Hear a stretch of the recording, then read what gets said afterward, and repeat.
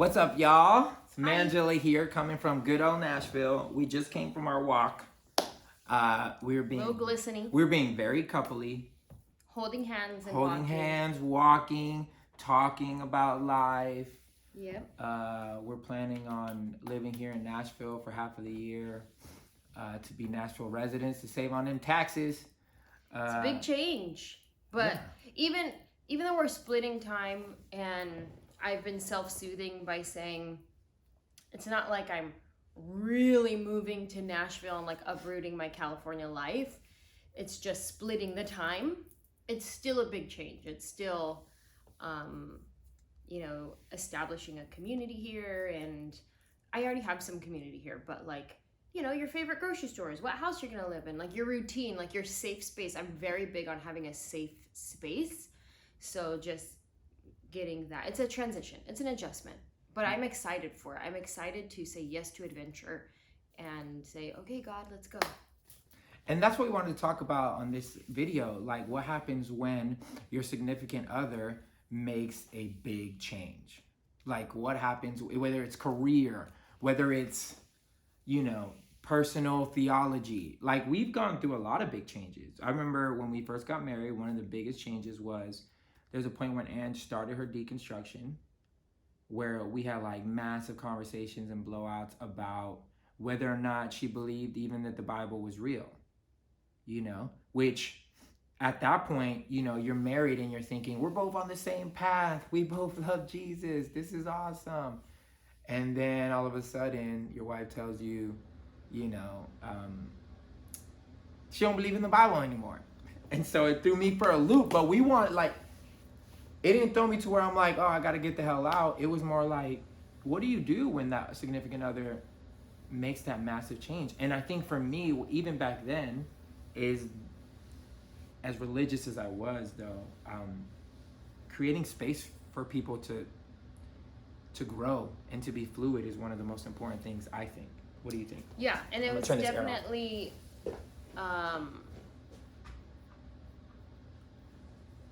Go ahead, keep going. Oh, I didn't know if you wanted to cut that part No.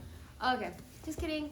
I think it was definitely a learning process for Manny to learn that he needs to create space, and that's the best route, because at first it definitely wasn't that. It was, yes, there was space, but I think in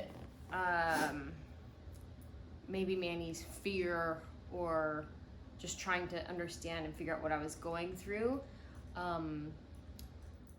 it didn't feel like a safe space to deconstruct with him. And then it became that. And mainly because I thought I had all the answers as far as why I believe what I believe. Because I was not deconstructing at this point. At this point, I'm full in the ministry. I'm touring the world, and I'm telling people about Jesus. And my wife... It's like, I don't believe in this Bible anymore. It wasn't, I don't believe in this Bible anymore. It was, I don't know. I don't know what I believe. Yeah, it was asking the question, which is good. Yeah. At that point, I was just, again, I was over religious, and it felt like questioning meant doubting, and doubting meant you off the reservation, But I think what we're saying is the answer is to hold space for one another. Hold space. Think fluidly. Like, it is an impossibility, and it is a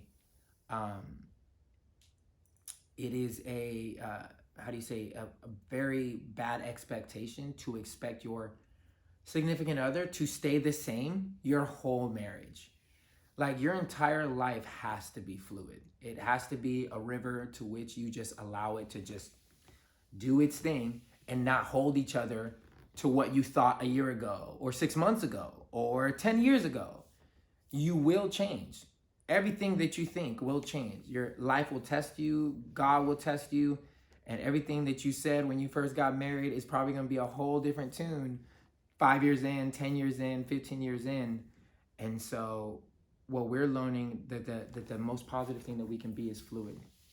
So I don't hold too tight to anything anymore. And I think also the idea, which is just in relationship in general, but also if you're in a situation where your partner is making a life change and you have to adjust and go with flow, whatever, is try to understand before being understood.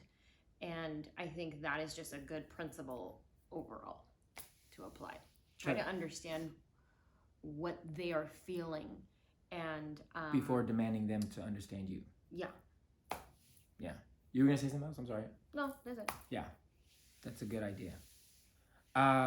We just want to encourage y'all, like, especially in relationships, especially in this season.